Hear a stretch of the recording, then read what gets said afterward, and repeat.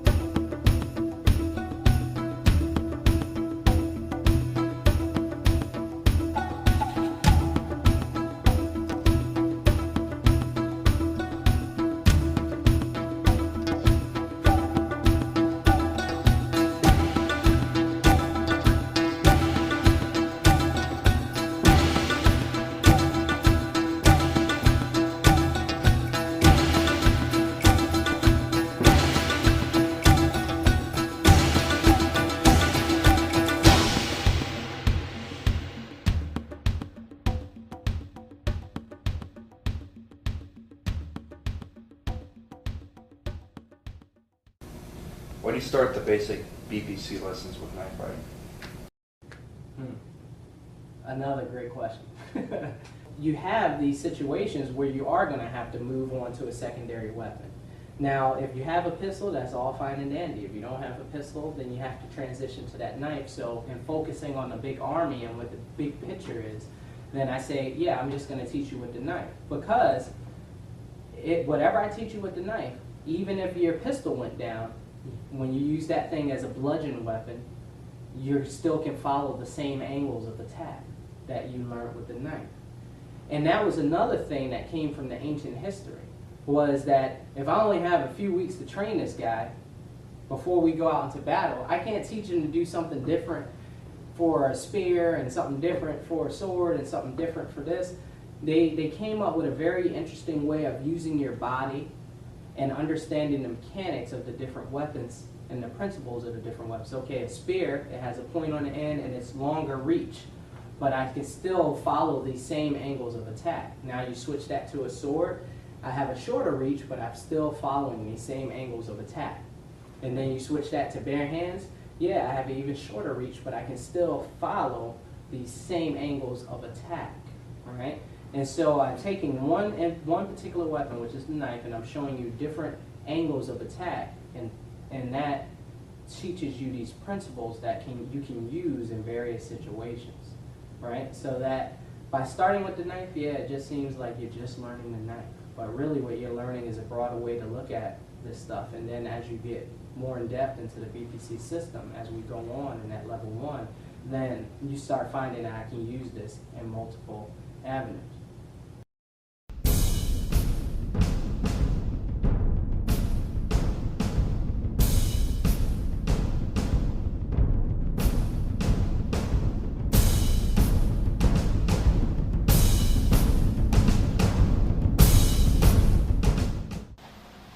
In this first technique of the edge weapon versus edge weapon series, what we're looking at, and the reason we're choosing this to start our series with, is because in a lot of third world countries, the machete or some sort of edge weapon is very common to come across.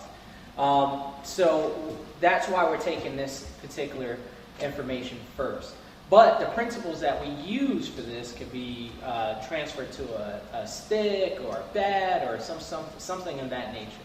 So this is kind of a universal principle. It's not just for the blade. It's for other things as well. In this technique, what we're looking at is I have my rifle, but for whatever reason, I'm in this peacekeeper role. I let this guy a little bit too close and he surprises me. Maybe I'm entering and clearing a building, but my weapon malfunctions or I run out of ammo. And then this person tries to attack me from there. So there are two schools of thought when it comes down. Actually, there are a few, but we're going to take two. When this person's swinging at me, I can move in and take his face, boom, and do something to throw his balance off, both mentally and physically. The other aspect is getting on the outside of the arc, which is what we're going to be working on, and then moving back in. The reason we're doing this is because this guy surprises me. It's really easy to say, I'm going to be so in tune with the universe every time that the only way to do this is as soon as I see him swinging, I'm just going to, boom, run in there. I'm just going to throw my rifle down and jump on in. But that takes a lot of training. And just being honest, in all of these different environments that a soldier or a SWAT member or some type of special operations team member can find themselves in, maybe moving in there is not their first thought. Maybe shooting was their first thought, and then their rifle goes down, and now they have to do something.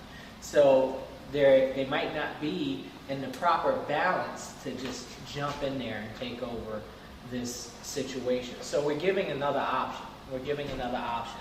And this option is moving to the outside of this arc. So I'm going to, if I'm clearing a building, I'm going to pass my weapon down. As I see that coming, move out. Then I'm grabbing my blade, pulling it out. At the same time, I'm applying pressure because now that he's missed, he's going to want to come back in. Now, there's several different places that I can cut, and I've seen in different schools, different knife fighting schools and things of that nature, people try to cut arteries and they're cutting all these fancy places. But when you think about being under duress, when you think about having only a short period of time to train an individual, especially in the big army, then getting that fine-tuned ability is going to be very difficult. So I tell people to move and stab towards the throat. One, a stab to the throat is very hard to block if done correctly. Two, there's also all of these vitals inside his throat that's very, very detrimental. So I can hit his arteries, or I can hit his windpipe. Either way, you penetrate that throat, and this guy, even if he's not dead, is pretty much good and safe to say that he's going to be out of the fight. So that's what we're looking for, versus stabbing him in the body a few times. Maybe, I can hit that magazine. Boom. Now, I've just wasted all this time, and he's still struggling. He's still in the fight, right? If I slice, I can hit the magazine, right? So a lot of people don't carry magazines on their throat, right? So it's a pretty safe spot to go after, even if you're cutting, to do a lot of damage. So again, in this technique, set one, I'm getting to the outside of that arc, I'm moving in, I'm pulling my blade out, stabbing it into the throat. Notice how I move in with that. I'm also pressing that hand down. And those are the main keys to this particular technique set one, or technique one.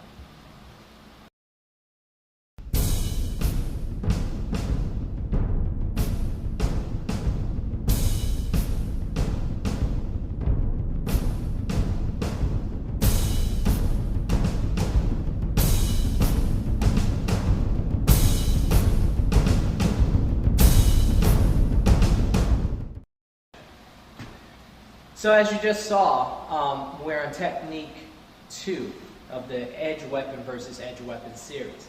In this particular movement, in this particular technique, this person swung from right to left, and he missed me. Now again, he's going to want to come back in, but maybe my footing's off, maybe I saw that, it was a little bit too late, I start stumbling back, I need to regain my balance, and I'm not able to get in there on time. So what ends up happening is as he's swinging back, I'm moving back again, right? From here, I'm going to run in there, or actually what I like to call is glide step in there, which means I'm not taking a full bouncy step, but I'm actually gliding across the floor. Now, in places like Iraq or Afghanistan, where there could be a lot of rubble on the ground, that might help me out a little bit better than taking a big step and stepping on something. If I can glide and keep my foot close to the ground, maybe I can knock some rocks out of the way. So from there, I'm moving in. If I keep my head down, there's a potential for a headbutt here. And now here's the opportunity where I pull this knife out and I can stab to the throat, or I can just ride it up his body until I hit his throat and go across.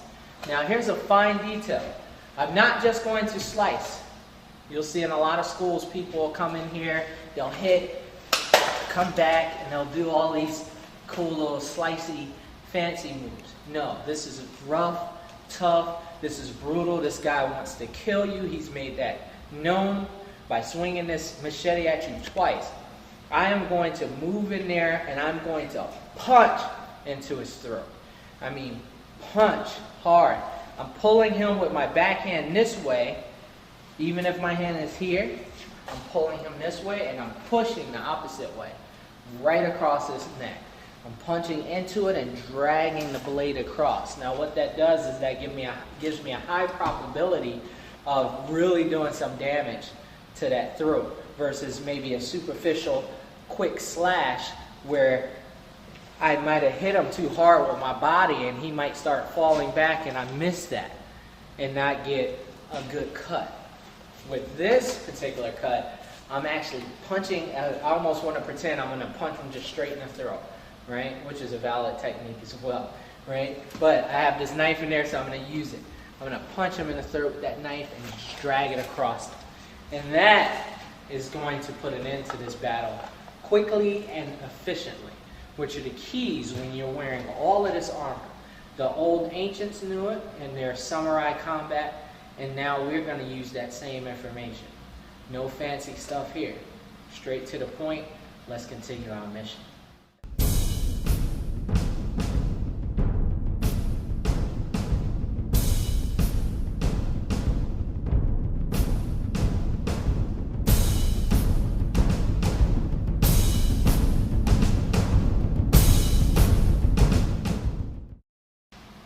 All right, now what we did in technique 1 and 2 is we covered some very basic cuts. And those were a cut from the right to the left, across the belly or at the face or the throat. And then the other was a cut from his left back to his right. Very common. You're going to see it a lot of places. You either see two kids playing with a stick like they're sword fighting and they'll be going back and forth like this, right? So very common. Now another common cut, or stab I should say, is that some people call it the passion stab, because crimes of passion, they'll do this downward stab. Since he has a machete, he's just going to use it as a hacking motion coming straight down towards my head. Boom, right? Now, what I didn't say earlier, which I want to make key, is moving your target. Moving your target. So I'm not doing my defense first. My defense and my counter offense happen simultaneously, right? So I need to get my body out of the way because my body is the target. Now you've seen some schools where you would come in and you're going to try to match that force. Now again, as we said before, if I am so in tune with the universe, this means that I have my Luke Skywalker senses on, right? That I know I came into this room, boom, I knew my weapon was going to malfunction, I passed it, I saw him, bam, I came in here, I pulled this knife out, I went into my action, right? That's being in tune, right? There's a lot of things working in my favor for me to be in there and get in there in that time, recognize he has a machete, recognize he's coming down with a particular angle. Pretty hairy, even for the trained individual, right? So, again, what I'm telling you in these techniques is to get your target out of the way. So I'm not going to stand there and try to match force with force, boom, here, because if he's stronger, if I was too late, right? Maybe even if his wrist bends a little bit, yeah, he can still get me because I am here. His target that he was swinging at is still here.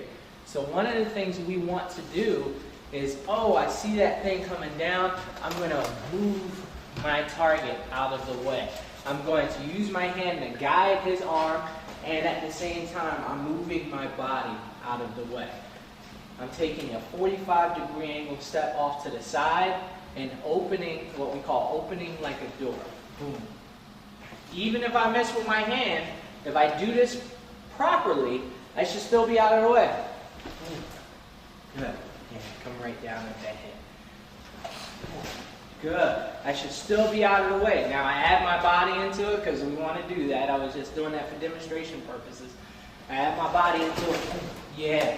I'm going to move right in there. Now if I don't have a knife on me, I can use my head. Boom. If I don't have my Kevlar, or that's not the first thing that comes to mind, I can punch, right? Or I can use an open palm. You got to be careful with using those punches. You might break those knuckles, right? So that's one of my options. But in this case, I have my cool little blade here. He's coming down. I'm pulling it out and again stabbing right into his throat. I'm overwhelming him. I'm not just stabbing from a stationary position. No, my body is crashing into him. Boom, I'm using the weight of my armor, right?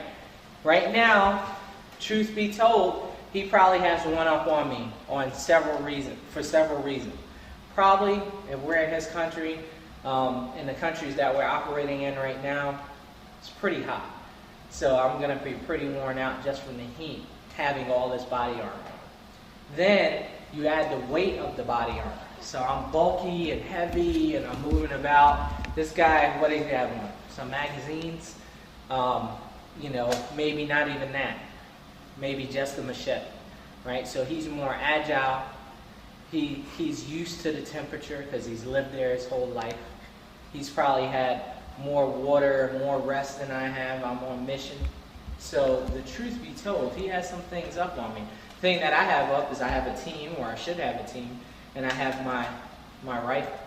But at the same token, any of that stuff can break down at any time, which is why we are practicing hand-to-hand combat. This isn't something you do as a first resort. This is something that comes about because a lot of things went wrong in what I'm doing. A lot of things went wrong. So that is why we're here. So again, he's coming down, straight down stab. I'm opening and moving off. Now that was big and dramatic, but even if I'm not in tune, I see it. I'm not just going to stay there and start trying to do something and then, boom, it's too late, right? I got to get that body out of the way. I'm moving forward as he's moving down. Yeah, I come straight through with that stab, right? Now, if he is taller than me, for whatever reason, if he's taller than me, one of the things that I can do is instead of trying to reach up to get him in the throat, in this case, I am going to try to stab to the body. But I'm going to stab, if you can rotate this way, instead of stabbing around towards the chest area, I'm going to stab right along the bicep. My aim here is to try to get somewhere, hopefully underneath the armpit. It would be nice to say that's how it's going to happen all the time. I'm going to be able to hit that armpit, right? And go in, maybe hit that hard, or hit the artery that runs down there. Or maybe even collapse the lung if I'm lucky. Maybe I can break through some ribs and collapse the lung if I have enough adrenaline and things pumping through me, just adding that body motion to that, right? So, or that strength to that body motion. So that is some of the stuff that we can be looking at as we're doing this. Now, some people will tell you, or they'll give you ideas like coming down and trying to cut the thigh. Yeah, it's possible. It really is. It really is possible. But I would like to drive this dagger into him versus trying to slice something, right? Now, earlier we talked about slicing the throat, but the throat is so vulnerable. I mean, if you do it properly, which is just adding some pressure, you're probably going to do some damage. Even if you don't do an extreme amount of damage, meaning you hit an artery perfectly, then what you're going to do is you're going to cause this guy to go into survival mode because he just had his throat cut. So his mind's going to take over and start thinking, okay, self-preservation, because something really vital to my existence has been affected. So that's what we're looking at. Now, people have gotten stabbed in the body several times, and unless it hits their heart or unless it does hit that artery right offhand, they're still fighting. Sometimes it can hit that artery and they still don't know, right? So you have to watch out for that. You have to watch out. Haven't heard too many people getting a nice good blade in the throat and still fighting on. Now, that's one for science fiction. Have not met anybody, have not personally been in any situations. I have been cut, and I didn't know I was cut, so that's my personal story. So it can happen. It really can happen. You can get in there and start stabbing. 7 times, this guy's still kicking, right? So that's why we try to aim for that throw.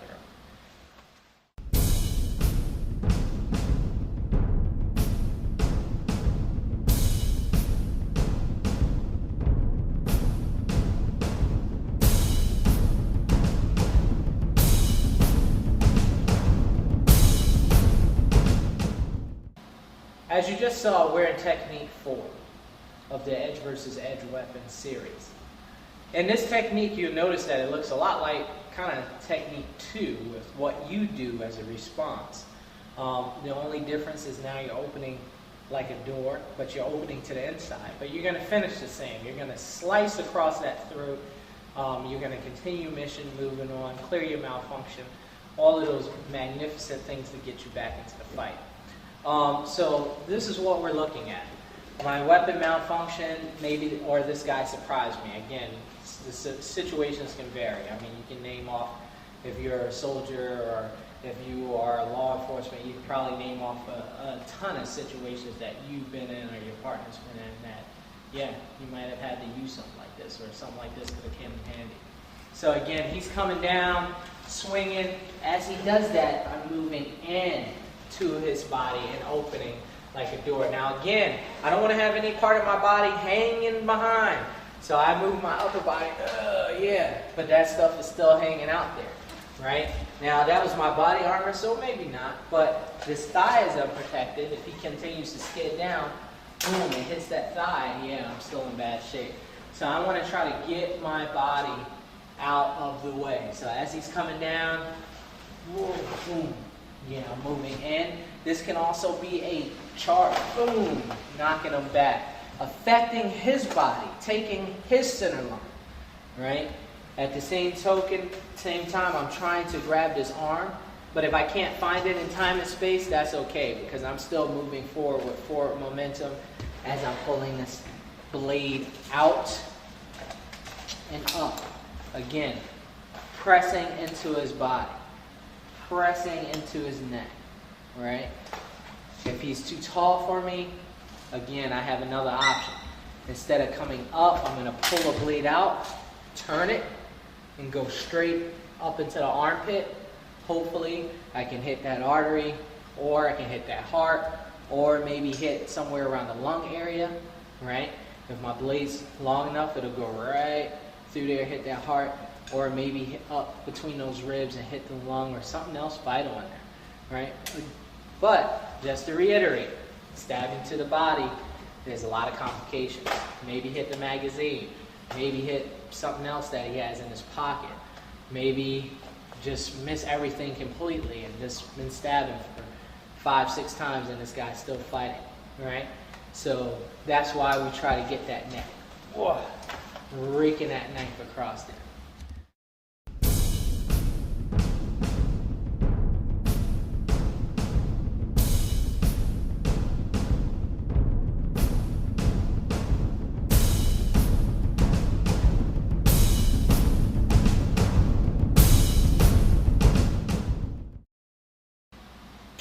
Alright, as we just saw, we went through technique 5 of the edge weapon versus edge weapon. And now I'd like to talk a little bit about that. In this technique 5, he is swinging upward. So he might have had the machete sitting down on the ground or sitting somewhere. I've come up to talk to him, maybe find out some information. My team is kind of pulling security.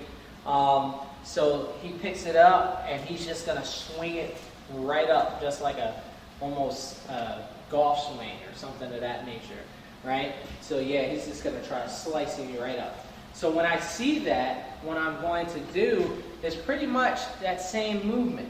I see it, I'm going to hop off to the side. So this is a pretty, oh, I'm surprised moment, right? So as he's swinging that, moving off to the side. Now again, I can do a step forward towards him. That gets a little tricky. But in this particular case, for demonstration purposes, he's slicing up, I'm hopping back and pushing and moving into him. Now what happens if I miss that arm in time and space? I go reaching out for this thing and I just miss it. Because under duress and all this stuff happening and he surprised me, this might be kind of difficult. Here's what I'm looking at. Hopping out. Even if I miss the arm, I'm still pressing into him. And then I'm going to find his body from there. So I miss his arm. Yeah, I'm going to still press into him. So that it's going to be difficult for him to push back and get me from there. Not before I can pull out and stab. Right? So we want to do that same motion, pulling out and stab. And that's why the repetition of just going to your secondary, if you're small army, you have a Beretta or you'll have some sort of approved pistol from your unit. If you're big army, you'll be lucky if you get a pistol, right? So you might just have your knife. So that might be one of the things that you need to train on, is transitioning. Okay, I don't have a pistol, but I can transition to my knife. Boom, drop that rifle, transition to knife. Boom, drop the rifle, transition to knife. We're going to talk a lot about that in the volume 2 of this DVD and book. So you can read a little bit more on that and the views. Even in the old samurai days, you can imagine transitioning was important. Sometimes they had pages, or they would have certain samurai, depending on their rank structure or how high they were in that rank structure, would have pages on the battlefield that would hold their weapons for them. They would run over and get another weapon. Sometimes that was not so. Sometimes they would have to transition between their weapons. And that was important even back then. So definitely important now. Being able to find on you and all of these things that are attached to you, your knife, right? So as he's swinging that up, just one more time, I'm hopping back, opening, moving in, hitting him with my body, boom, and stabbing. If I am not affecting him, he is affecting me. What do I mean by that? This is a saying that I had. This means that if he's in perfect balance, if he's still initiating the attack, then I'm always reacting. And eventually I'm going to lose that battle. Right? So I'm trying to make it so that I am only giving him that room to, he surprised me once. I'm out of the way of that, and now I'm taking control. Now I know I'm in a fight. I know something's wrong. I know my weapon is going down. I've transitioned to my secondary. I'm going to take over this fight, and I'm going to end it. I'm going to end it, right? And that efficiency is what we're looking for.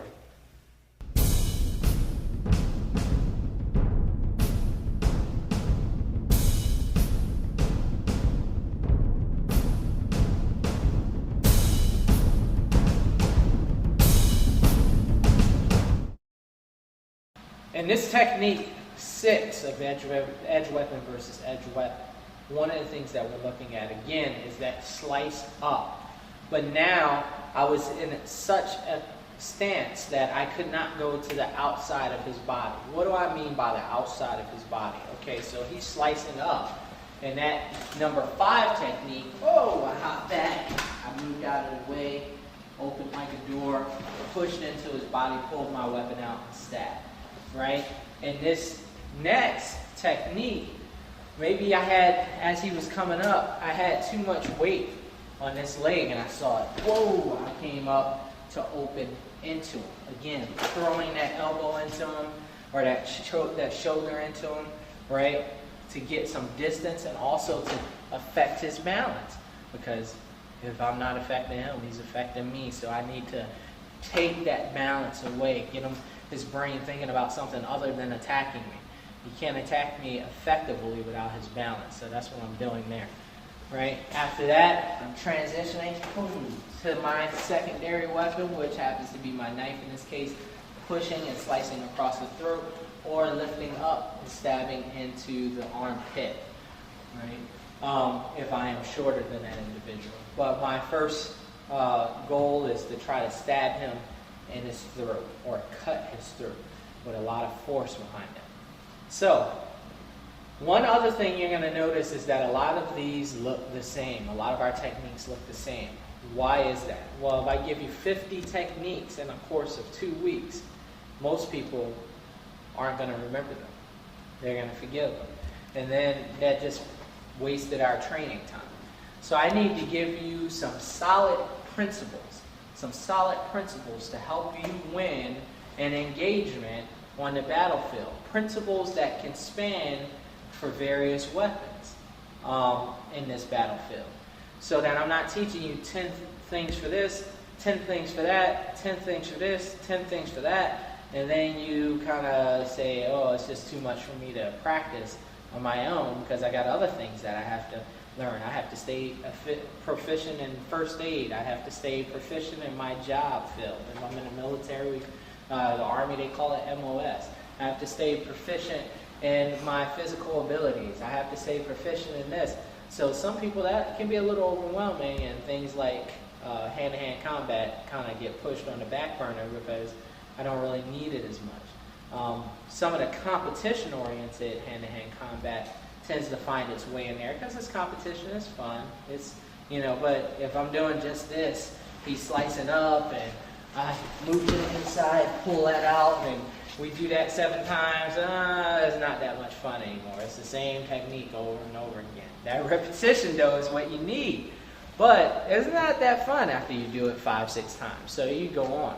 But if I have, I can wrestle around and just see if I can do some chokes on this person from any angle, any direction, yeah, that can get a little fun. So that's how those things differ. The battlefield stuff, not so fun. People start getting real tired of getting hit in the neck with this aluminum knife real fast. So those things tend to kind of float away. So I'm going to give you some sound principles that you can work with that will allow you to defend yourself effectively in the battlefield. For the ancients and the old samurai, that was important as well. How do I get a guy in his body armor to win a battle, right? And if I was a samurai who wanted to win glory or honor, how do I get on the battlefield and win this battle with all that heavy weight on me, with all that heavy armor on me? It had to be efficient. It had to be effective. It was by necessity.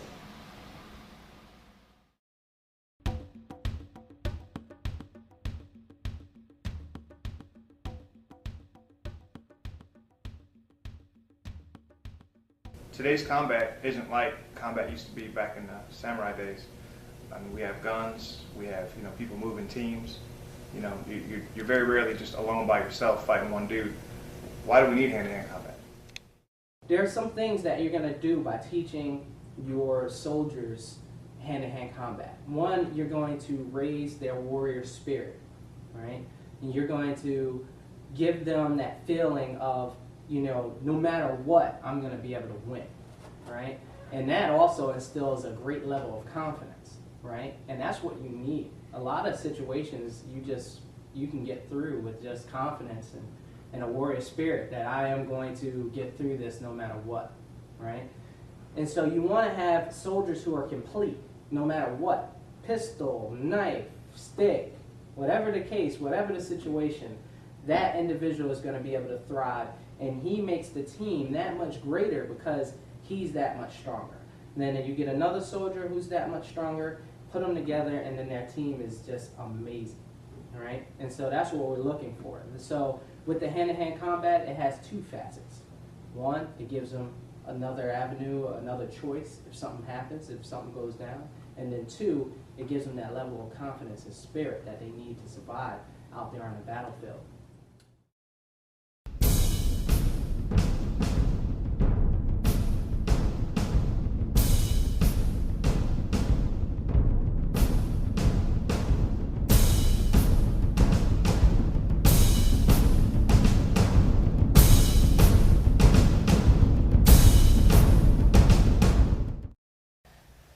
So we moved on to a new series, pistol versus edge weapon.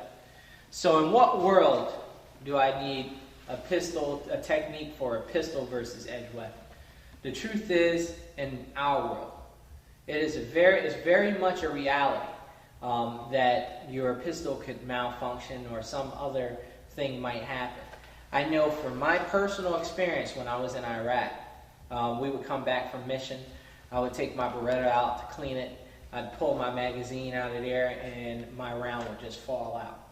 Now what we found was that because there was so much dust out there, because there was so much dirt, even if you cleaned these things every day or every other day, if you went on a mission for 18 hours or you were doing a cordon search and walking around, that thing could just easily get filled up with sand again.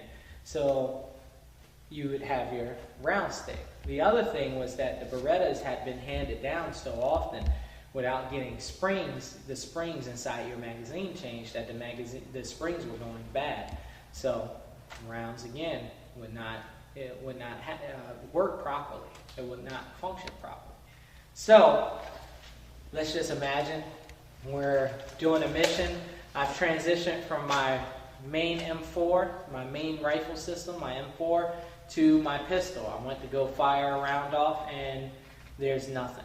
Let's say I got caught up in the action. I'm firing rounds off and I go into the other room and I don't put a new magazine in there. So I run out of ammo unexpectedly in my next room.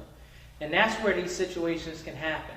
And anybody who's a professional in this world of dealing with body armor and dealing with special operation missions will tell you that there's a whole array of things that can go wrong where you might degrade to hand-to-hand combat. So in this situation, in these series, my pistol has malfunctioned. My M4 went down, my pistol went down. This is the worst of the worst case scenarios. Now I do have a knife, but I'm not just going to take my pistol and toss it across the room at this guy. I mean, if the situation really warranted it and you really needed to do that, and you could find a reason why that would save your life, then hey, so be it. But in this particular case, I am going to use this as a weapon until I can get it up and working again, until I can apply sports, until I can figure out what's going on, until I can, see what the deal is, right, and my environment around me. So I am going to use this as a bludgeon tool. So in this series, he's slicing from right to left again. Whoa, I move back, I slide back in, take over, take control, running into him. I'm going to, bam, hit to the face, strike with a muzzle jab.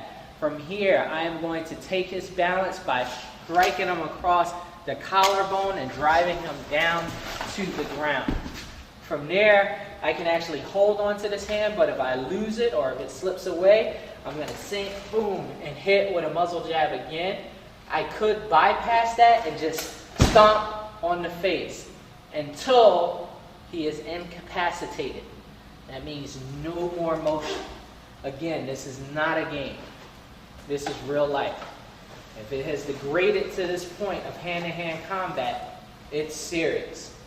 And one of us has to leave here, and it's not going to be the bad guy.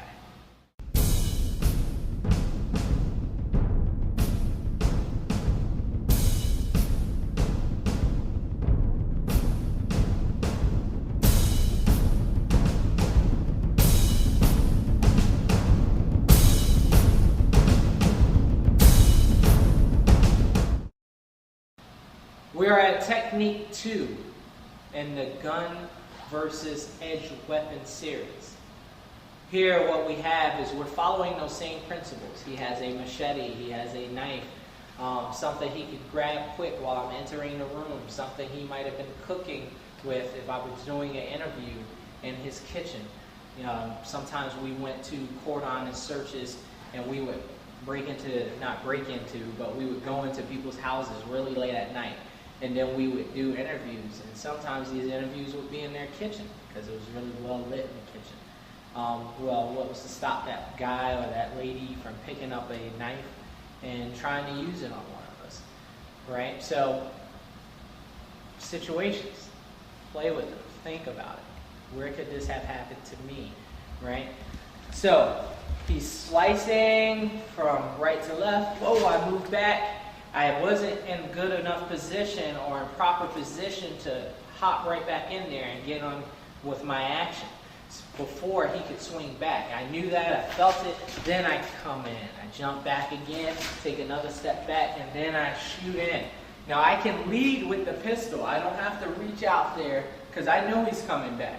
I can actually follow out with the pistol so the pistol reaches him before I get there.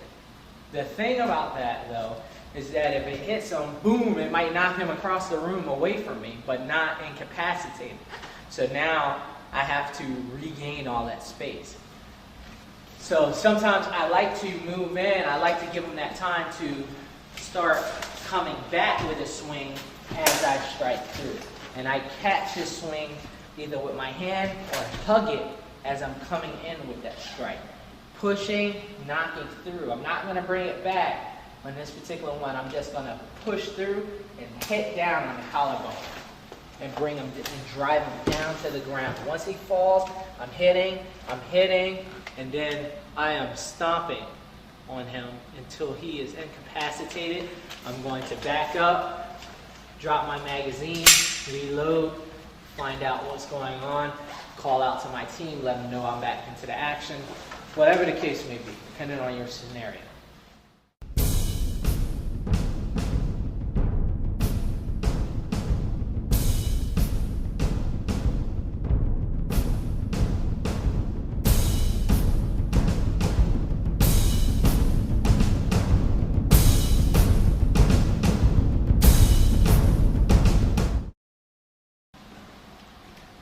And this technique 3 of the gun versus knife or edge weapon series, this individual is coming straight down from above to chop me in half.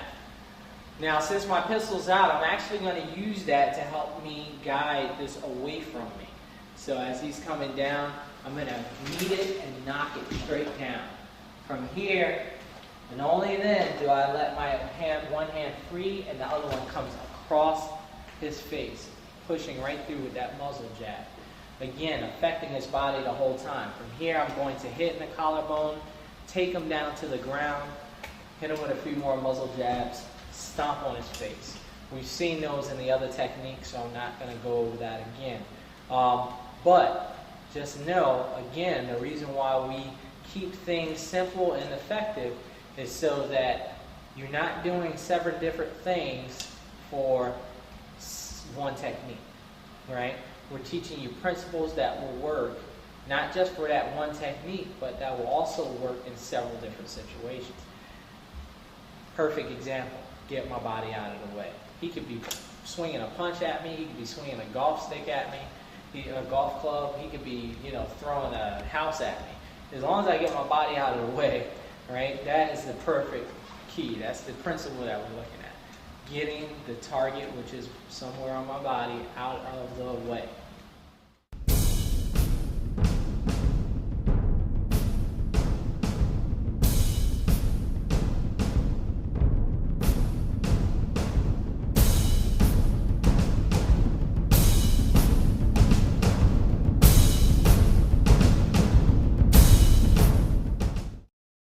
In this technique 4 of the pistol versus edge weapon, I'm actually going to move to the inside of his body.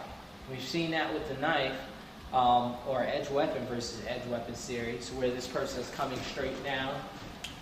Again, I'm different, one, because I have a pistol, and two, because I'm going to use this to help guide that blade away from me.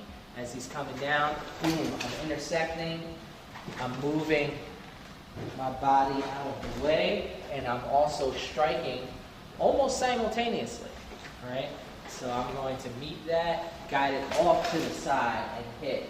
From there I'm striking across with my pistol, not bringing it back because I just want to be efficient. It's out there, I'm just going to smash it into the side of his face or into his collarbone and take him, drive him to the ground. After that, I'm going to hit with the muzzle jab. So let's give a little quick demonstration.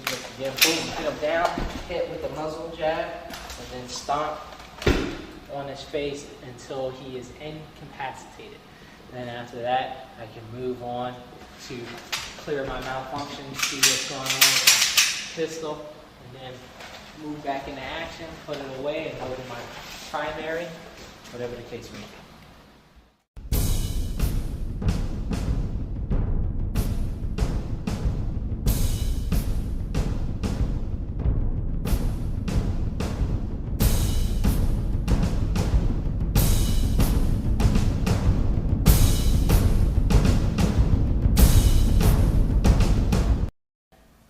In technique 5 of the pistol versus edge weapon, this person is, again, picking this machete up, as we said in the knife versus knife. He's picking this machete up, he might be swinging it straight from the ground. I'm going to use my pistol to actually move this offline as my body also moves offline. So again, let's go ahead and rotate this way. As he's coming up with that, I'm going to throw it down and move my body out, right? Again, I'm going to be pushing in, hitting, coming across like that.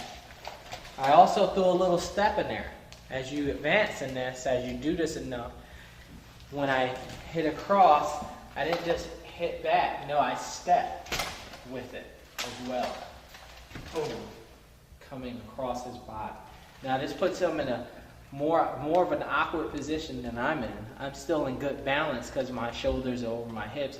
Even if I stretch it out a little bit, I'm still in good balance when he's in bad balance, right? So just be aware of that. Once I hit that collarbone, I'm driving him down to the floor. I'm going to hit him with those muzzle jabs, stomp on his face, or I could just hit him with the muzzle jab and end it there, depending on where I feel he's incapacitated. If I knock him out, and this is a, let's say, direct action mission, I'm going to, which means that you're there to fulfill a specific role. Might be to retrieve a hostage, might be to take out a target. In that case, things usually get a little bit deadly. Deadly force is normally authorized.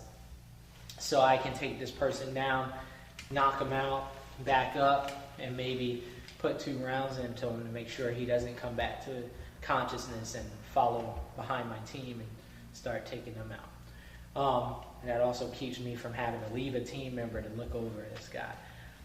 So there are some things to be, every unit does it different, every team does it different. So there are some things to look at when we're dealing with this type of action.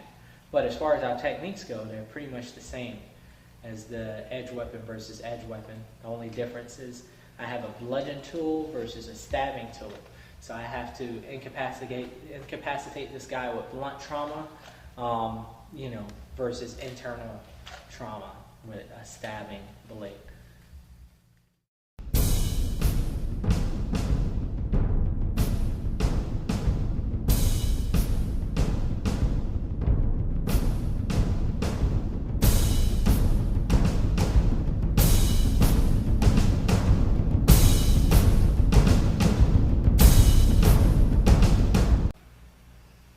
We are in technique 6 of the pistol versus edge weapon.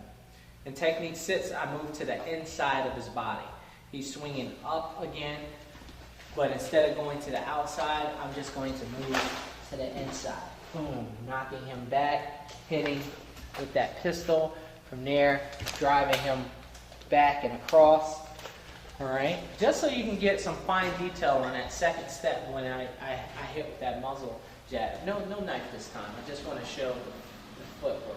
So I'm actually, if he's on the line and that line's separating us, me right in between, I'm going to move forward offline. So now I'm completely on one side of the line as I'm driving that shoulder in, or I can be striking. From here, Once that arm is through, I'm just going to back it away from him, and I'm going to take a step with that back foot as I strike with that pistol across the face or in the collarbone again. Now, just to ensure, by some fluke accident, that this individual, once I hit him and knock him back, and I'm over here, boom, maybe his head might come towards me or something like that. You want to keep your head down. It's probably more likely to happen if I'm on the outside of your body. But just to give people a heads up, keep that head down, keep it down. You're looking, you still can see everything, but you're not way up here like this. So if his head happens to fly your way or you guys get into a tussle, he's not going to hit you in the mouth with his head, which hurts really bad.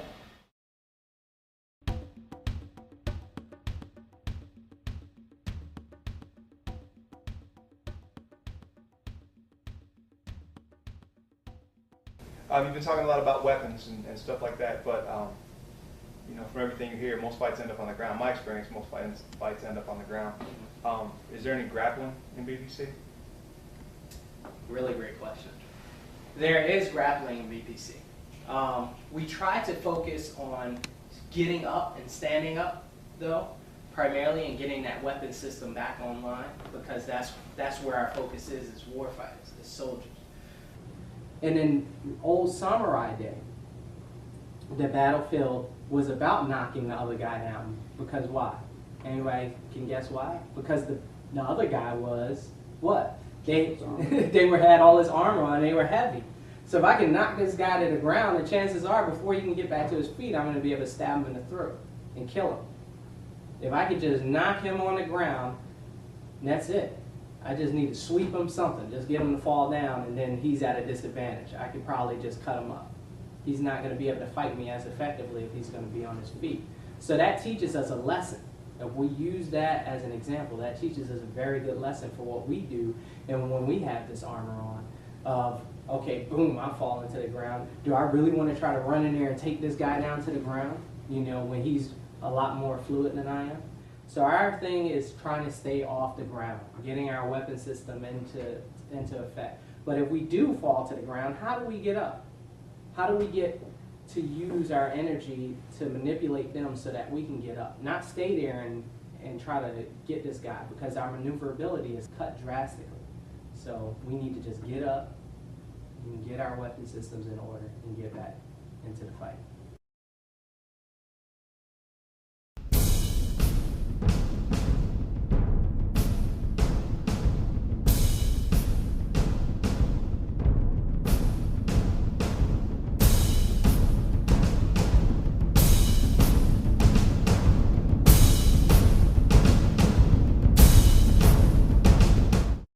We are in the battlefield ground combat portion of our battlefield proximity combat training, hand-to-hand combat training. Why do we have ground techniques? Well, it's important to have ground techniques because sometimes you do fall. Now, there is research out there, or I would say not research, but there are people who say that going to the ground is a common thing in the fight. I've done extensive research on this, and what I found is that in the fight, somebody does go to the ground.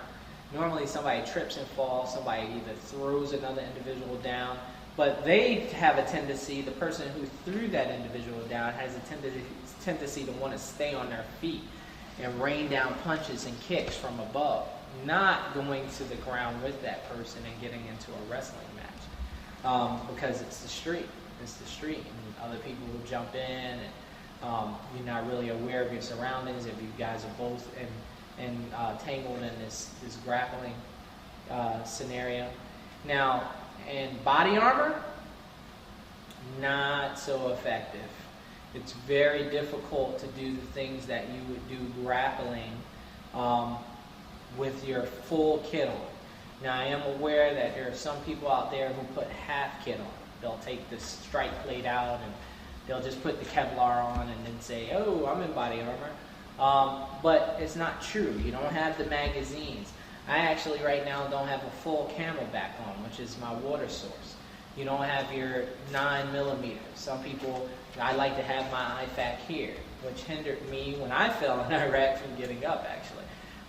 Some people have it on their body. So you could be wearing anywhere from 60 to 100 pounds or more of body weight. Yeah, I'm going to take this guy who's wearing just a few magazines down to the ground and try to take him out when I'm like a anchor. As soon as I fall down there, I'm going to be stuck rolling around trying to get up. All my movements are going to be that much weaker, that much slower than his. And some people might make the argument, well, if you're that professional or that much of a tactician, you'll be able to still do it. But in the real world, when you face the reality of your situation, it becomes very difficult to really do anything. If you go to the ground, it's because you fell, not because you're taking the person there. And your primary goal should be to get back up to your feet and employ one of your weapons. If you aren't training like this with a helmet on, a Kevlar, and you aren't doing all those same cool, magnificent things, you are doing yourself a disservice because you are not training to the standard of self-protection on the battlefield. So I say get you a dummy M4, get you a dummy pistol, go out there and see what you can do. See what you can't do. Be honest with yourself. Pick apart these things because if you have to do this, you're only going to get one shot. And either you succeed or you fail, and we don't want you to fail. So, sorry to go off on that tangent, but very passionate stuff when you're talking about soldiers on the battlefield and SWAT members going into houses and what they're going to do in this body armor and what type of training they receive. So my primary mission in battlefield proximity combat is to divert his energy, get back to my feet, or if I can't get back to my feet, get to a position where I'm dominating so I can employ one of my weapons, one of my primary or secondary weapon systems where I can win this battle. So in this particular scenario, we set it up where I wasn't cool, I wasn't in tune with the universe, I didn't get offline. This person just surprised me out of the corner of my eye. I caught him. I might have been talking to somebody about some sort of cordon search or a mission that might be coming up or a peacekeeper mission, something of that nature. And this person just surprised me by running up and trying to stab me. From here, I wasn't able to get out of the way, but I grabbed this weapon. But he was so powerful, he knocks me down to the ground. So in this technique, battlefield ground combat, technique 1, this individual's trying to stab down on me. He's pressing all his weight behind that. I don't have much time. I'm worn out, I'm tired, and here we are. He's pressing all his energy onto me, trying to get this blade into my body. So from here, there's not much I could do. I could try pushing, but not good. Some people say, well, abandon and try to get your pistol out. Not good, because as soon as I let go of one of his wrists, what do you think he's going to do? He's going to switch knife hands. Or he's going to start pounding me with that thing. Doof, doof. And once I hit that first shot, my hand is inevitably going to weaken. And he's going to start moving close.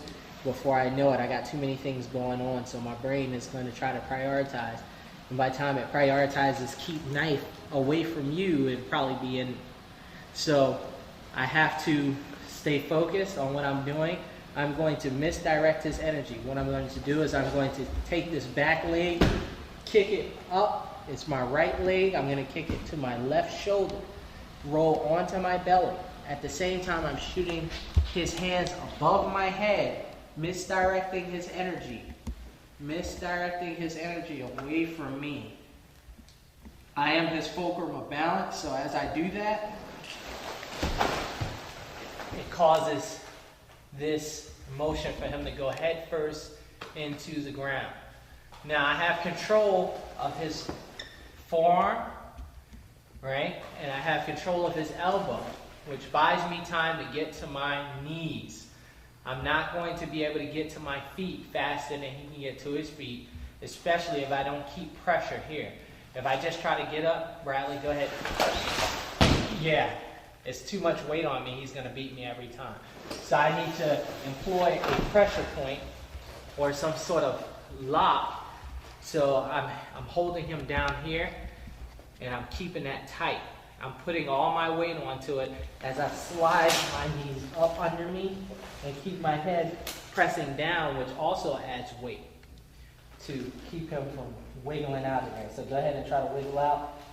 I'm just going to apply more pressure on his arm until he feels like he's going to tap.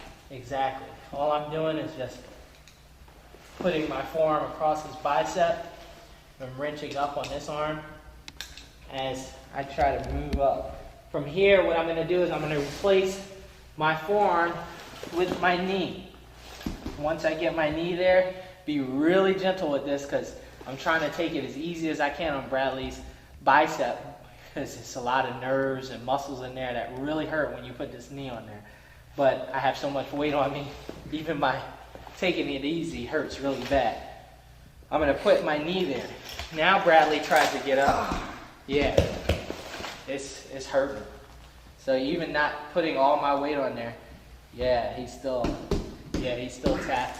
So from there, I'm going to find my pistol, get my pistol out of the holster. If I put it to the back of his head, if I need to finish this fight, and finish it. Then I can move on, get my primary back into the battle, get to my feet, link back up with my team members, or whatever the case may be.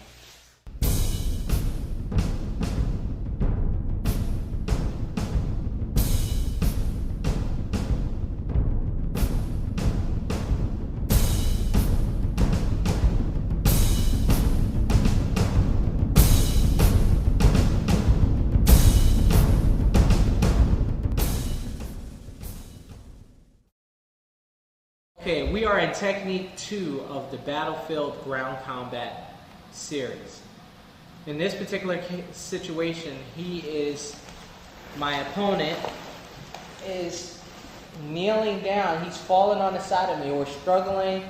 He was able to kind of get to his feet faster than I could when we fell because I have all of this equipment on. So from here, he's wrestling around. Now notice, my arms are out far.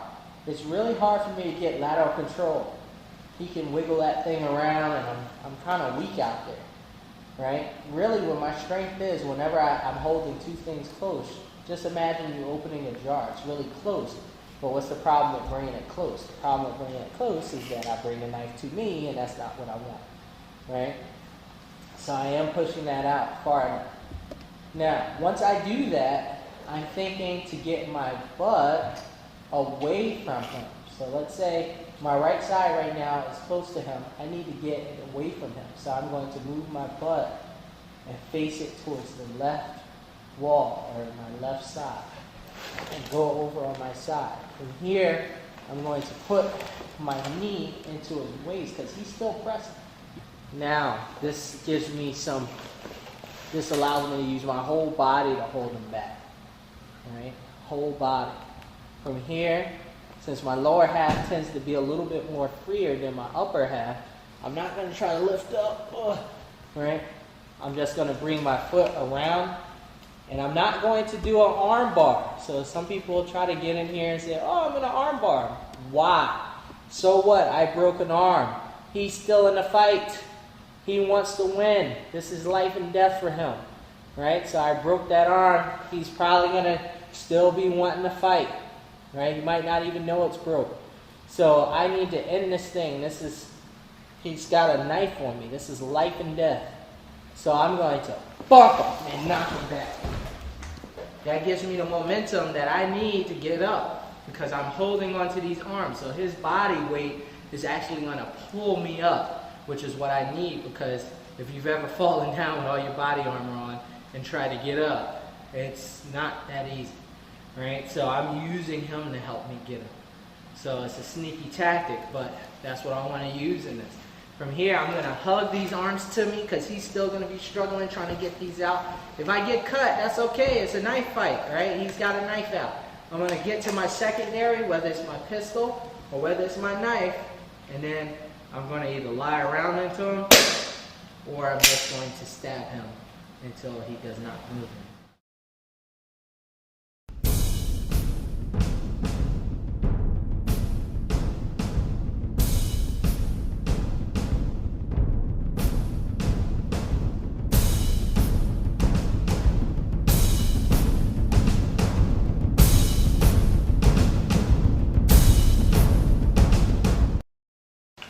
So in this technique, this is technique 3 of the Battlefield Ground Combat series. We fall into the ground. Actually, we were probably standing up. He came at me. He surprised me. I started backpedaling and I fell back over something. But in this scenario, he's fallen too. The only difference is he's not right up on me. He has some ground to cover. But I have this pistol and he knows it. He needs to get to me before I can pull this thing out. So as I'm struggling to get that out, he's actually going to just shoot out there with all the primal instinct and adrenaline and try to thrust that blade into me. I'm going to use my body momentum to misdirect that strike and then also to get me onto my feet. It's a very efficient way to move. So I'm here, we're falling. He's got that knife. I might be trying to get this, but not enough time. You can see he's going to be able to thrust that out into me before I can get kicking that off. Once I kick that off, I'm going to rotate, use that same turning motion. I stopped it so we can see, sort of like a freeze frame. I'm going to use that turning motion to get over his body. From here, I'm holding his hand down. I'm putting my knee on his back to gain some control. I'm reaching for my pistol. He might still be struggling. Yeah, I'm just gonna place that down on him, a little bit of ways, and just hop around into it. So that is what we're looking for. We're looking for using that momentum to get us into a position where we can then safely remove our pistol or semi-safely remove our pistol and deal with the threat.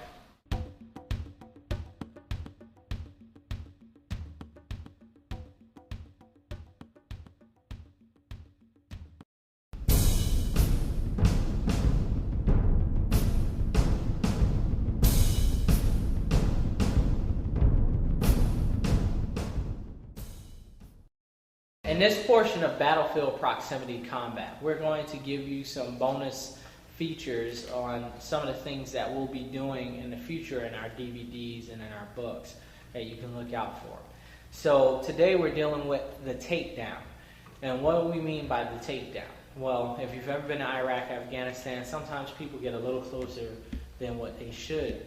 So in this scenario, I'm talking to this local national and, he might have set a trap where he's pretending he needs to talk to me about something. And, and I get up to ask him, my team members are pulling security, and then he immediately grabs my handguard and my muzzle of my rifle to keep me from being able to pull it up. Now, some people say, well, you have a team. They should just turn around and shoot this guy. Well, I personally don't want team members shooting in my direction. Also, your team members can converge on this guy and help you deal with him.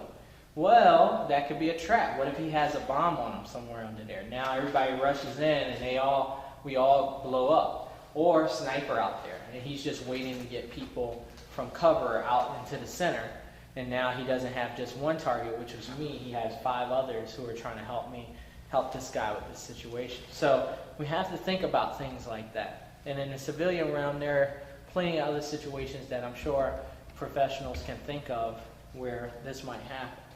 So in this particular instance, one idea is I can abandon immediately and pull out my pistol and start laying rounds into him.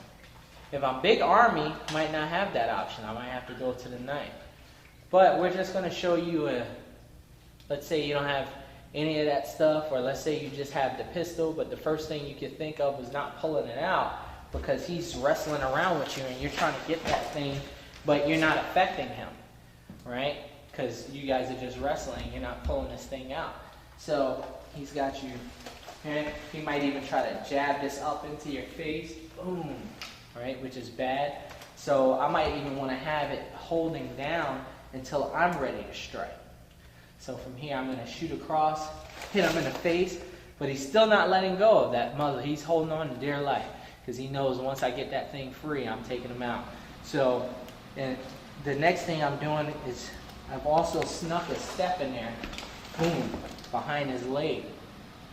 I'm going to push his knee forward and slap his face back or rip his face back, either or, but he's still not letting go of that muzzle. He's still not letting go. Let's go ahead and turn this way. So as I do that, boom, knock him down. He's still holding on. So he's pulling me down with him. So I'm just going to sink my knee into his belly, get to a crouch position. I might pull my leg out so that I can reach my pistol. From here, put it right in his face, pow. If I don't have a pistol and I have just my knife, reach out, grab my knife, push down and drag across, just like we did in the knife versus knife series. Or if I don't have any of that, I can just continue to just start hammering away at his face until he's incapacitated.